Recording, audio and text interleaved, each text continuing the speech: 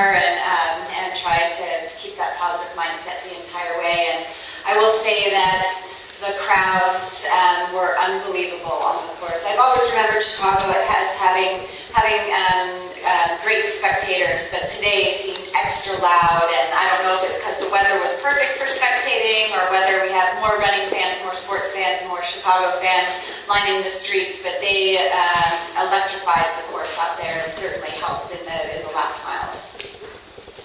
Okay, questions for Deena? David?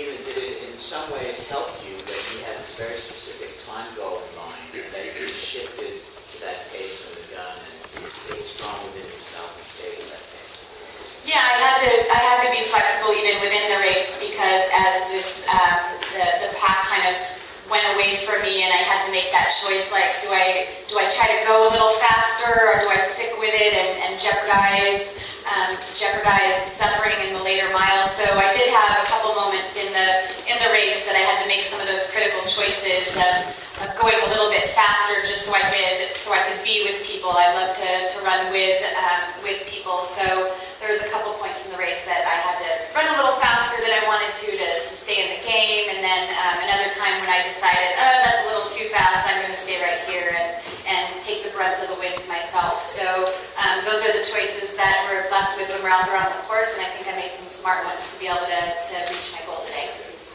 Okay, Phil Hirsch.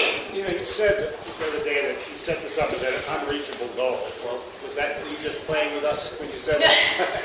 And the other thing is, now that you've reached this unreachable goal, it sounds like I'm singing the name from La Mancha, you're the number 4 qualifier for the U.S. Olympic trials on the list. Oh, no, don't ask me that question. Oh, I got that.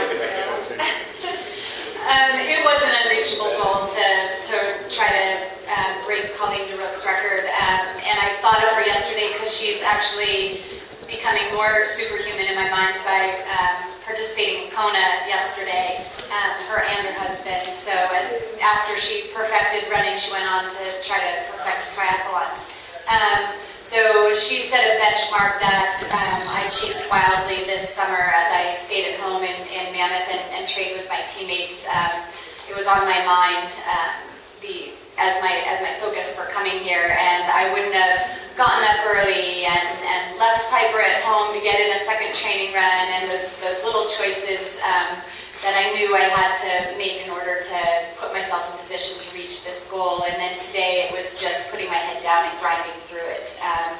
I kept thinking to myself, all I'm asking is my best in this little chunk of window in this one morning of the entire year. It's my only time to have to do this. So I made it seem like kind of not giving myself an out, not giving myself an excuse along the way, because we could tend to throw in the towel at many different times throughout a marathon, and I wasn't going to give myself any excuses out there. I was going to commit for a couple of hours and see what I got. As far as the future and setting another lofty goal, it'll come to me on my vacation in the next couple of weeks. But the Olympic marathon trials, I really do want to commit to helping my teammates right now, and I feel confident that I can be in some good fitness come February, but I need to have that flame and passion inside burning, and if that comes to me in the coming months, I will definitely get on that starting line. Okay, we can come back to Deena momentarily, but let's